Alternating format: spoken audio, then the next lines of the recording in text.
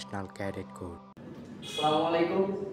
This is 233200126 Cadet Sergeant Mohammad সাগর আহমেদ, কুড়িগ্রাম সরকারি college. তো আজকে তোমরা যারা নতুন আসবা বিএনসিসিতে তাদের একটাই প্রশ্ন থাকে মনে, যে বিএনসিসিটা আসলে কি। তো এটা নিয়ে অনেকের মনে প্রশ্ন থাকে যে আমি যে ওই সংগঠনটায় যোগদান করব, বাট এটা কি।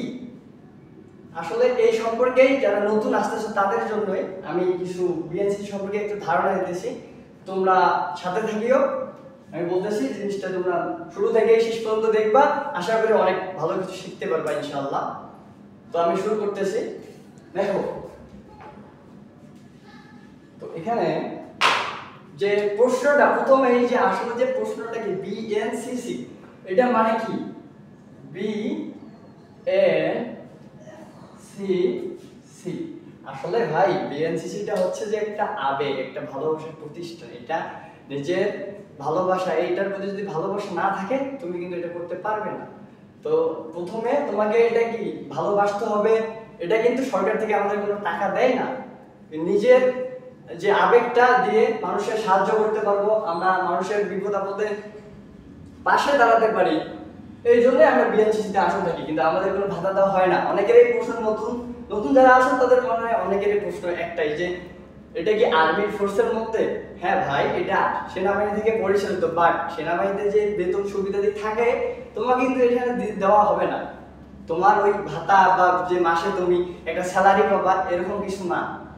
তো শুরু করা যায়। দেখো বিএনসিসি, তো বিএনসিসি তো কোনো একটা প্রতিষ্ঠান বা সংগঠন যদি প্রতিষ্ঠা করা হয় নিশ্চয়ই তার কোনো উদ্দেশ্য থাকে, তেমন বিএনসিরও কিছু উদ্দেশ্য আছে। তো বিএনসিসি দেখো এটার ফুল মিনিংটা দেখো, যে বিতে দেখো ভাইয়া, এটা বিতে হচ্ছে বাংলাদেশ, বিতে হচ্ছে বাংলাদেশ।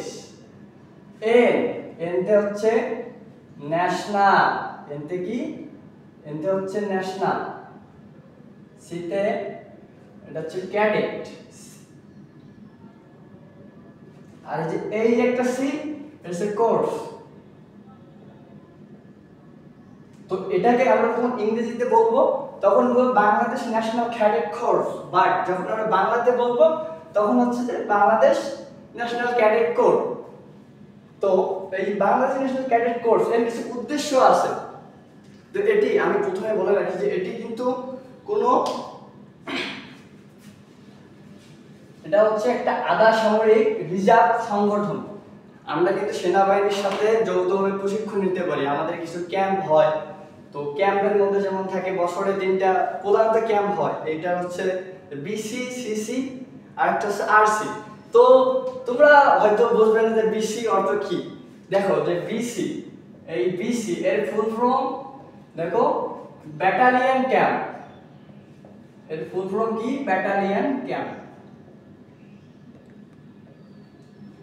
আরেকটা হচ্ছে আরসি, আরসি অর্থ কি? আর্থে রেজিমেন্ট। তো ভাইয়া দেখো এগুলো তোমরা যখন মনে করবা যে তখন ক্যাডেট পদোন্নতি পরীক্ষা হবে, তোমাদের কিন্তু এইরকম কিছু প্রশ্ন হয়। তো তোমরা এগুলা যদি এখন থেকে মনে রাখো ইনশাআল্লাহ কাজে লাগবে। আরসি আর্থে রেজিমেন্ট, রেজিমেন্ট ক্যাম্প।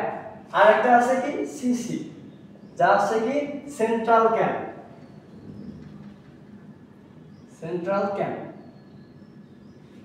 আচ্ছা, তো ভাইয়া একটা কথা, যে প্রত্যেকটা সংগঠনের তো মানে ডিরেক্টর জেনারেল মানে একজন কি থাকে, প্রধান নির্বাহক থাকে। তো বিএনসিসির প্রধান কে? এটা সবারই প্রশ্ন থাকতে পারে যে বিএনসিসির প্রধান কে।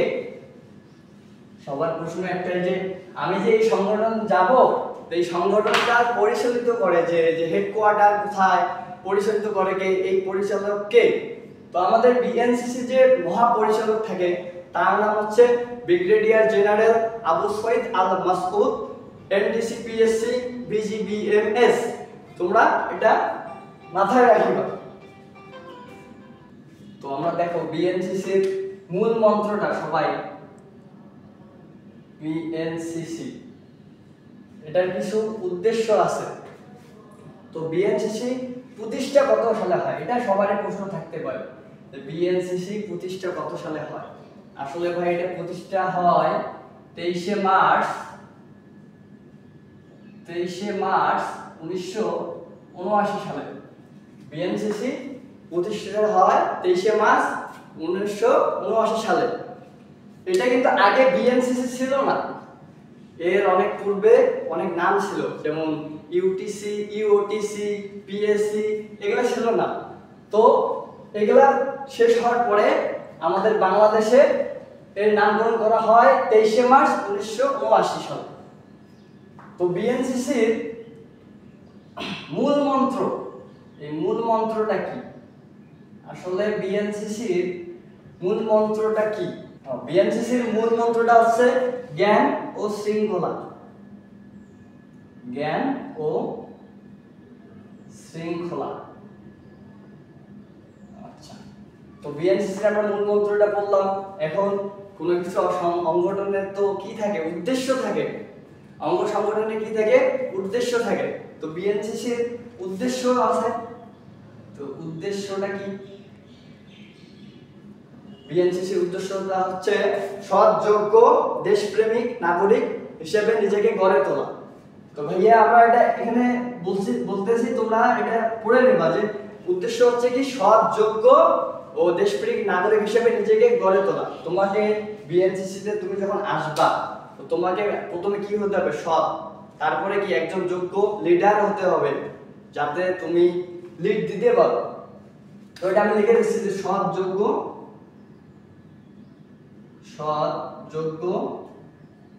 ও সুনাগরিক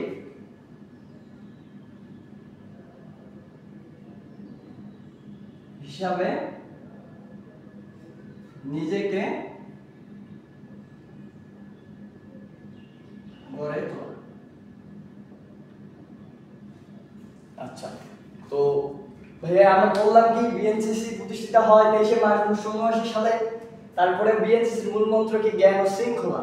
তারপরে বিএনসিসির উদ্দেশ্য কি? যে নিজেকে সৎ, যোগ্য ও সুনাগরিক হিসেবে গড়ে তোলা। তো বিএনসিসি একটা তো হেডকোয়ার্টার থাকে, তাই নাকি?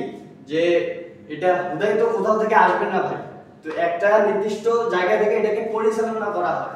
তো বিএনসিসির যে হেডকোয়ার্টার আছে এটা হচ্ছে 32 ঈশা খান এভিনিউ সেক্টর 6, উত্তরা, ঢাকা। তো এটা উত্তরা 6 নম্বর সেক্টরে এটা হেডকোয়ার্টার পরিচালিত। তো ভাইয়া বিএনসিসির যে সদস্যপদটা, তো দেখো বিএনসিসির সদস্যপদ, ধরো তুমি কিন্তু এটা আমাদের কি জুনিয়র পর্যায়ে আছে, জুনিয়র ডিভিশনও থাকে, সিনিয়র ডিভিশনও থাকে। তো আমাদের দুইটা ডিভিশন অনুযায়ী হয়। তো জুনিয়র ডিভিশনে যারা তারা স্কুলের হয়, তো জুনিয়রে যারা থাকে তারা কি স্কুলের ক্যাডেট, তারা স্কুল পর্যায়ে তারা ক্যাডেট থাকে।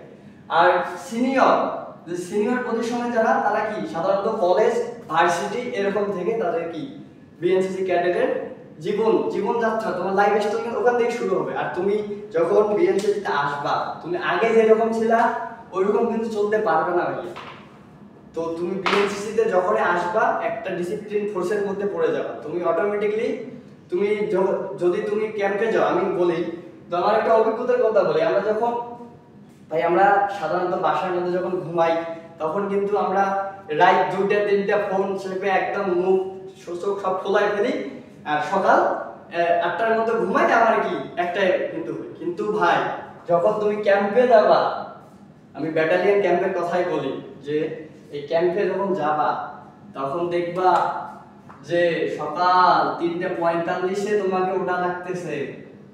3:45-এ উঠবা, তোমাকে তারপরে ওঠার পর তুমি ফ্রেশ হওয়ার পর ফজরের নামাজ পড়লা, ফজরের নামাজ পর তোমার এক্সারসাইজ করাবে, এক্সারসাইজ করবা, ওখান থেকে এসে সকালে নাস্তা খাবা, আবার দেখবা যে আধা ঘন্টা পর একটু রেস্ট দেওয়ার পর আবার কি করবে? ফলিং। তো ভাই এই যে তোমাদের বলতেছি বিএনসিসিতে যখন আসবা, এই যে ফল ঈদ, এই কথাটা যে কতবার শুনবা তুমি নিজে বুঝতে পারবে না। এখন হয়তো বুঝতেছো না যে ভাইয়া কি বলতেছে, ফলিং কি। যখন আসবা তখন দেখবে যে ফলিংটা কি। আর স্টাফের তো আছে। আর ভাই বিএনসিসির মধ্যে কিছু ক্যাডেট থাকে, তো তারা কিন্তু ওই যে বলে না মকরা, এই মকরা ক্যাডেটদের কিন্তু বিএনসিসি করে কোনো ভাই আমি লাভই নাই। যদি তুমি ক্যাডেট হতে চাও, হওয়ার মতো হও। আমি বারবার বলি তুমি আসতে চাচ্ছ যে আমি বিএনসিসিতে যাবো, কিন্তু এখানে আসার পর তুমি ওইভাবে নিজেকে গড়ে তোলো। একজন যদি তুমি ভালো লিডার হতে না পারো, তুমি যদি সাপোজ তোমার র্যাঙ্ক বিষয়ে পরে আসতেছি, তো সাপোজ তুমি বিএনসিসিতে আসার পর তোমাকে একটা দায়িত্ব দেওয়া হবে প্লাটুনে, তো তোমার মধ্যে যদি অ্যাবিলিটিটা না থাকে যে তোমার আন্ডারে যত ক্যাডেট থাকবে তুমি সাথে চালাইতে না পারো, তাহলে তো ভাই হলো না। তো বিএনসিসিতে আসার আগে তুমি নিজের ওই মাইন্ড সেটআপটাকে কাজে লাগাবে যে আমি যে এখানে আসলাম, আমার এখানে আসি আমরা কি করব। এখানে মানে সবার তো একটা ইয়ে থাকে যে সবাই চায় যে কি ধাপে ধাপে উপরে উঠতে। তুমি যখন আসবা, আসার পর দেখবা তোমার প্রথম কিন্তু র্যাঙ্ক থাকবে ক্যাডেট, তোমার র্যাঙ্ক থাকবে কি ক্যাডেট, তারপরে থাকে কি এলসিপিএল, তারপরে থাকে কি সিপিএল, তারপরে থাকে ক্যাডেট সার্জেন্ট, তারপরে থাকে কি সিইউও। তো ভাইয়া আমি যে এই যে এখানে 1 2 3 4 5 এই 5টা লেখা যে লিখছি, নিশ্চয় এটার কিছু কি উদ্দেশ্য আছে, এবং এই র্যাঙ্কেরও কিছু উদ্দেশ্য আছে, এবং এদের ফুল মিনিংটা আছে। তো আমি বলতেছি যে ক্যাডেট, তোমরা তো ক্যাডেট হবা, কিন্তু ক্যাডেটের যদি মিনিং এ না জানো ক্যাডেট মানে কি, তাহলে তো ভাই হবে না। আমি এটা আসতেছি পরে, এই ক্যাডেটটা নিয়ে আমি একটু পরে আসতেছি। বাট এই যে এলসিপিএল, তুমি প্রথমে ফার্স্ট তোমার র্যাঙ্ক হবে ক্যাডেট, এরপর তোমাকে পদোন্নতি পরীক্ষা হয়। এখানে যেমন তুমি কলেজে পরীক্ষা দাও, স্কুলে পরীক্ষা দাও, সেই রকম পরীক্ষা হয় তোমার। তুমি পরীক্ষায় উত্তীর্ণ হলে পিইও স্যাররা থাকে, তাদের ভাইবা হয়। তোমাদের ভাইবা হওয়ার পর দেখবা যদি তুমি সব যোগ্য হলে তুমি এই র্যাঙ্কটা অর্জন করতে পারো। তারপরে আবার তোমার পরীক্ষা হবে, আবার তুমি যদি এই কর্পোরাল সিপিএল, এটাকে বাংলা বলে কর্পোরাল, ক্যাডেট কর্পোরাল, তুমি যদি এটা হও, এটা হওয়ার জন্য তোমাকে যোগ্যতা অর্জন করতে হবে ভাই। এখানে কিন্তু ওই যে ঘুষ দিয়ে তারপর স্টাফকে তেল মারে এগুলা হবে না ভাই, তোমাকে নিজের যোগ্যতা অর্জন করতে হবে। আচ্ছা, ক্যাডেট, এলসিপিএল, সিপিএল, ক্যাডেট সার্জেন্ট। দেখো যে ক্যাডেটের ফুল মিনিং আমি একটু পরে আসতেছি। তো এলসিপিএল হচ্ছে ক্যাডেট ল্যান্স কর্পোরাল, আর এই যে সিপিএল এটা হচ্ছে ক্যাডেট কর্পোরাল, আর হচ্ছে ক্যাডেট সার্জেন্ট। আচ্ছা, আমি এই যে আমার কাছে এই যে এটা দেখতেছো বন্ধুরা, এটা হচ্ছে একটা ডিপ সাইন, এটা আমাদের বিএনসিতে বলে ডিপ সাইন। তো এখানে দেখতেছো, দেখা যাচ্ছে কিনা আমি বলতে পারতেছি না, তো দেখার চেষ্টা করো।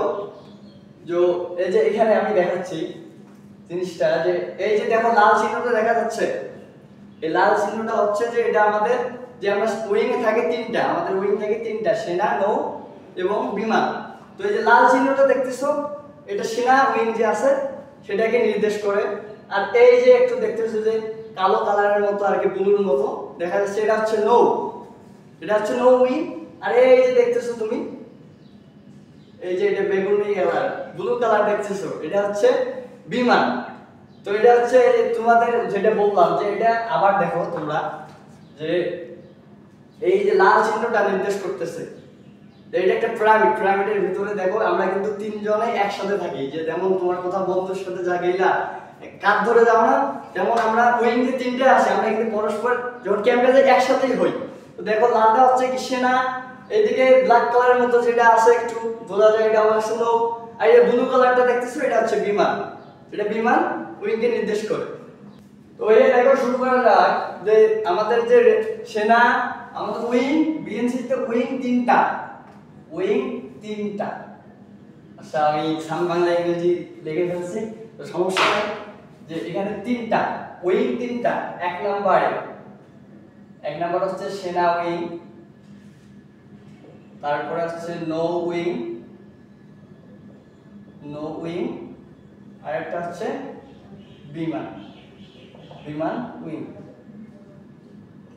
আচ্ছা বন্ধুরা, এখানে একটু মনোযোগ দিয়ে লক্ষ্য করো যে সেনা উইং এ রেজিমেন্ট রয়েছে, যে সেনা যে উইংটা আছে এখানে রেজিমেন্ট। তো এটাকে রেজিমেন্ট আছে 5টা, সেনা উইং এ রেজিমেন্ট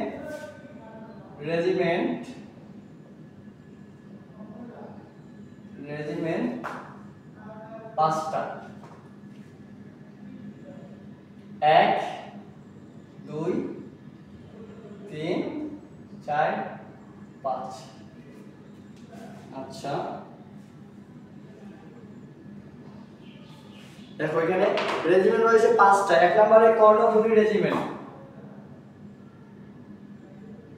আচ্ছা, আমি যেহেতু মহাস্থান রেজিমেন্টের ক্যাডেট, আমি মহাস্থান দিয়ে শুরু করি।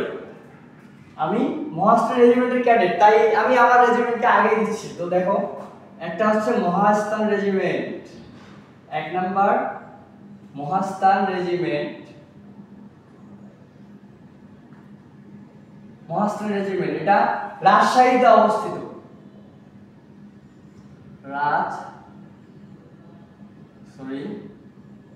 রাজশাহী, এটা রাজশাহীতে অবস্থিত। আমি তারপরে দিচ্ছি কর্ণফুলী, কর্ণফুলী। এই রেজিমেন্টটা চট্টগ্রামে অবস্থিত, চট্টগ্রাম। তারপরে দিচ্ছি রমনা, যা ঢাকায় অবস্থিত। তো মহাস্থান, কর্ণফুলী, রমনা। তারপরে আসে যে সুন্দরবন, আর একটা হচ্ছে তোমার ময়নামতি। এই ময়নামতি রেজিমেন্টটা দেখো, ময়নামতি রেজিমেন্ট এটা হচ্ছে কুমিল্লায় অবস্থিত, কুমিল্লা। আর যে আরেকটা আছে 5 নাম্বার আমরা লিখছি, দেখা যায় যে সুন্দরবন রেজিমেন্ট, সেটা খুলনায় অবস্থিত। তো বন্ধুরা, এবার ভালো করে লক্ষ্য করো যে বিএনসিসির উইং হচ্ছে 3টা।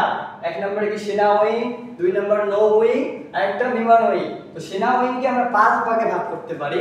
1 নম্বরে হচ্ছে যে মহাস্থান রেজিমেন্ট, যা রাজশাহীতে অবস্থিত, এবং 2 নম্বর হচ্ছে কর্ণফুলী রেজিমেন্ট, যা চট্টগ্রামে অবস্থিত।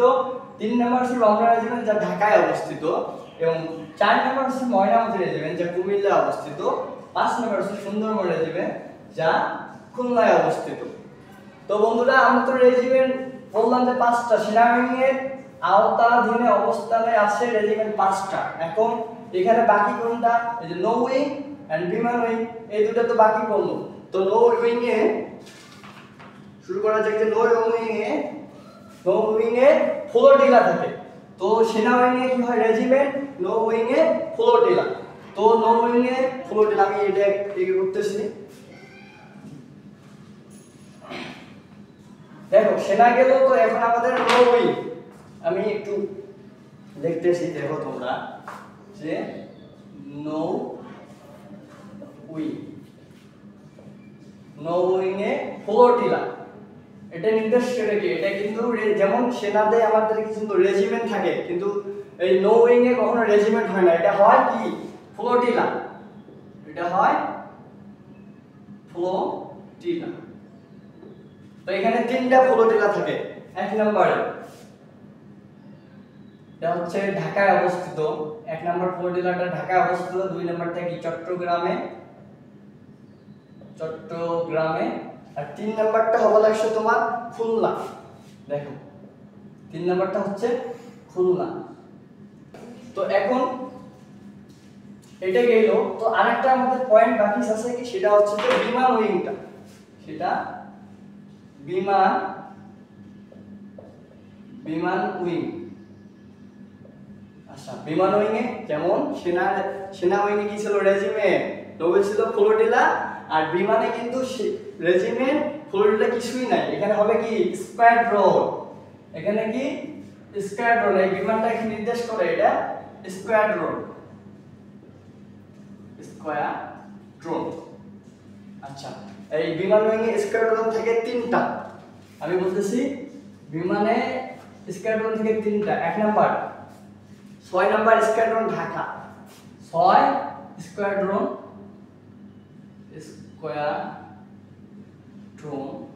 এটা কোথায় অবস্থিত? এটা ঢাকায় অবস্থিত। আর একটা কি? 2 নম্বরে হচ্ছে 7 নাম্বার স্কোয়াড্রন, যেটা চট্টগ্রামে অবস্থিত। সেটা কি? 7 নাম্বার স্কোয়াড্রন।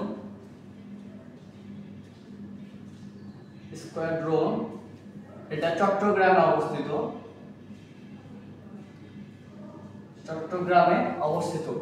3 নাম্বার যেটা, ওটা হচ্ছে যে তোমার 100 স্কোয়াড্রন।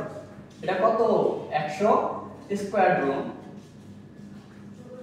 100 স্কোয়াড্রন, যা যশোরে অবস্থিত। যা কি যশোরে অবস্থিত। আমি আবার এটা রিক্যাপ করতেছি যাতে তোমাদের সুবিধা হয় বুঝতে। তো দেখো বিএনসিসি উইং তিনটা, উইং কয়টা? উইং হচ্ছে এখানে তিনটি। এক নাম্বার সেনা, এক নাম্বার কি সেনা উইং, দুই নাম্বার নৌ উইং, তিন নাম্বার বিমান উইং। আচ্ছা দেখো বন্ধুরা, সেনা উইং এর রেজিমেন্ট থাকে তোমার 5টা। এটা তোমরা তো দেখছো যে উইং থেকে 3টা, আমি নিচে মুছে দিচ্ছি তোমরা দেখো। সেনা উইং এ আমি কিন্তু আবার রিক্যাপ করছি, মনোযোগ দাও সবাই। সেনা উইং এর রেজিমেন্ট থেকে 5টা। এক নাম্বার মহাস্থান, এক নাম্বার কি মহাস্থান রেজিমেন্ট, দুই নাম্বার কর্ণফুলী, কর্ণফুলী, তিন নাম্বার হচ্ছে তোমার ময়নামতি, ময়নামতি রেজিমেন্ট, চার নাম্বার হওয়া লাগছে তোমার রমনা রেজিমেন্ট, রমনা রেজিমেন্ট, পাঁচ নাম্বার হচ্ছে সুন্দরবন রেজিমেন্ট, সুন্দরবন রেজিমেন্ট। দেখো সেনাবাহিনী রেজিমেন্ট 5টা, মহাস্থান, কর্ণফুলী, ময়নামতি, রমনা এবং সুন্দরবন। এখন তোমার নৌ উইং, সেনা উইং গেল, আমাদের সেনা উইং গেল, এবার আসছে তোমার নৌ উইং, নৌ উইং। এই নৌ উইং এর ফ্লোটিলা, এই ফ্লোটিলা থাকে এখানে 3টা। নৌ উইং এর ফ্লোটিলা থাকে 3টা। এক নাম্বার ফ্লোটিলাটা, এক নাম্বার যেটা এটা ঢাকায় অবস্থিত, এটা ঢাকায়। দুই নাম্বার যেটা এটা চট্টগ্রামে অবস্থিত। তিন নাম্বার যেটা সেটা খুলনায় অবস্থিত, সেটা খুলনায় অবস্থিত। তো বন্ধুরা রেজিমেন্ট গেল আমাদের, নৌ উইং গেল। এখন বিমান উইংটা আমার আগে থেকে এখানে লেখা ছিল, তো এটা দেখো যে বিমান উইং, এই বিমান উইংটা আমার আগে থেকে এখানে লেখা ছিল যে বিমান উইং এ এখানে যেমন সেনা উইং এ ছিল রেজিমেন্ট, নৌ উইং এ ফ্লোটিলা, এখানে সেই রকম এখানে স্কোয়াড্রন থাকে 3টা। তো বিমান উইং এ স্কোয়াড্রন 3টা। এক নাম্বার স্কোয়াড্রন যেটা এটা হচ্ছে 6 স্কোয়াড্রন ঢাকা, যা ঢাকা থেকে পরিচালিত হয়। আর দুই নাম্বার যেটা আছে 7 স্কোয়াড্রন চট্টগ্রাম থেকে পরিচালিত। এবং তিন নাম্বার যেটা এটা হচ্ছে 100 স্কোয়াড্রন, যা যশোরে অবস্থিত। বন্ধুরা তোমরা এটা ভালোভাবে মনোযোগ দিয়ে দেখিও এবং সাথে সাথে মুখস্থ করে বা খাতায় লিখে রাখিও, কাজে লাগবে এক সময় দেখবা। তো এখন আমরা কি উইং সম্পর্কে বললাম, এখন আমরা পড়ব হচ্ছে যে একটা ব্যাটালিয়নে, একটা রেজিমেন্টে ব্যাটালিয়ন কয়টা, একটা ব্যাটালিয়নে কোম্পানি কয়টা। আমাদের এখানে কিছু ভাইয়া মানে শ্রেণী বিন্যাস আছে, এটা তোমরা ভালো করে মনোযোগ দাও। যে দেখো ধরো মহাস্থান রেজিমেন্টে আমি ধরি, মহাস্থান রেজিমেন্ট, এই মহাস্থান রেজিমেন্টে দেখো ব্যাটালিয়ন। তো আমি আগে বলে রাখি যে 5টি ব্যাটালিয়ন মিলে একটা রেজিমেন্ট হয়, 5টি ব্যাটালিয়ন মিলে একটা রেজিমেন্ট হয়। তো এই দেখো যে 5টি ব্যাটালিয়ন, এই 5টি ব্যাটালিয়ন মিলে একটা রেজিমেন্ট। তো যে ব্যাটালিয়ন যে আছে, তো এই একটা ব্যাটালিয়ন, এই ব্যাটালিয়নের মধ্যে যে ব্যাটালিয়ন, এই ব্যাটালিয়নের মধ্যে আবার ভাগ আছে ভাইয়া, যে ব্যাটালিয়ন 5টা। ভাইয়া তোমরা বলতে পারো প্রশ্ন যে ব্যাটালিয়ন যে 5টা, এই ব্যাটালিয়ন কি রকম হতে পারে। যেমন দেখো মহাস্থান রেজিমেন্টে যে 5টা ব্যাটালিয়ন আছে, একটা দেখো যে 31, 32, 33, 34 এবং 35। এই দেখো এই 31, 32, 33, 34, 35, এই 5টা ব্যাটালিয়ন মিলে হয় তোমার একটা মহাস্থান রেজিমেন্ট গঠিত হয়েছে। এবং দেখো এই ব্যাটালিয়নের মধ্যে আবার কোম্পানি আছে। তো ভাইয়া আমরা এটা আবারও বলতেছি, ব্যাটালিয়ন 5টি ব্যাটালিয়ন মিলে হয় একটা রেজিমেন্ট। তো আমার মহাস্থান রেজিমেন্টে ব্যাটালিয়ন রয়েছে 5টা, একটা 31, 32, 33, 34 এবং 35। এই 35টা যে ব্যাটালিয়ন আছে, সরি আমি ভুল বললাম, যে 5টা ব্যাটালিয়ন আছে, এই 5টা ব্যাটালিয়ন যদি একটা রেজিমেন্ট, তো এই ব্যাটালিয়নের মধ্যে আবার কোম্পানি থাকে, 5টা কোম্পানি রয়েছে এই ব্যাটালিয়নে। 5টি কোম্পানি রয়েছে।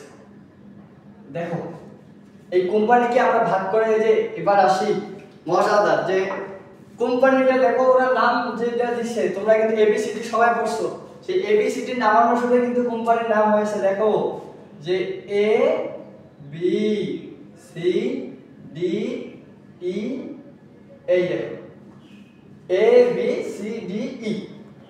তো দেখো এতে কি হলো, এতে আলফা, এতে কি আলফা, বিতে ব্রাভো, সিতে কি চার্লি, সিতে চার্লি, আর ডিতে দেখো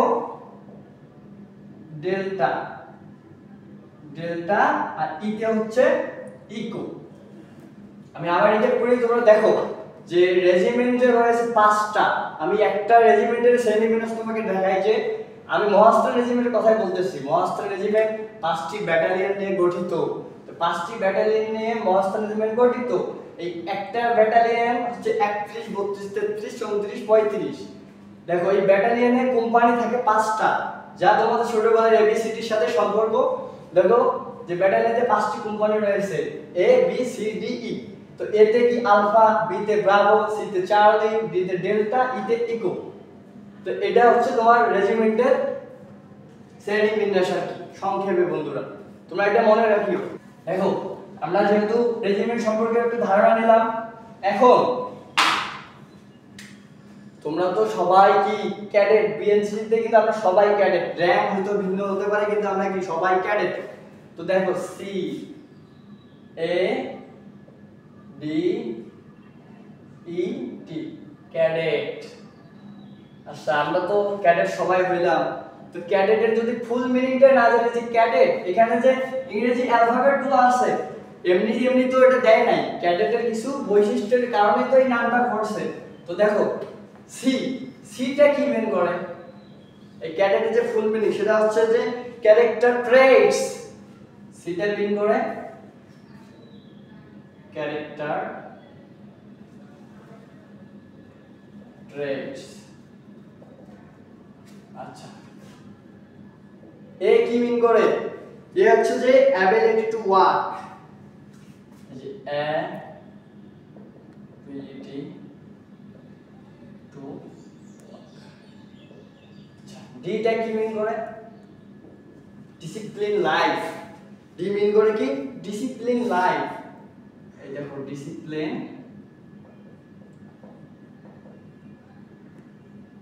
লাইফ। তারপরে কি আছে ই, এডুকেশন লেভেল, এটা মিন করে কি এডুকেশন লেভেল, লেভেল। আরেকটা যে আমাদের শেষ যে আছে টি, এই টি এটা মিন করে কি ট্রুথফুলনেস,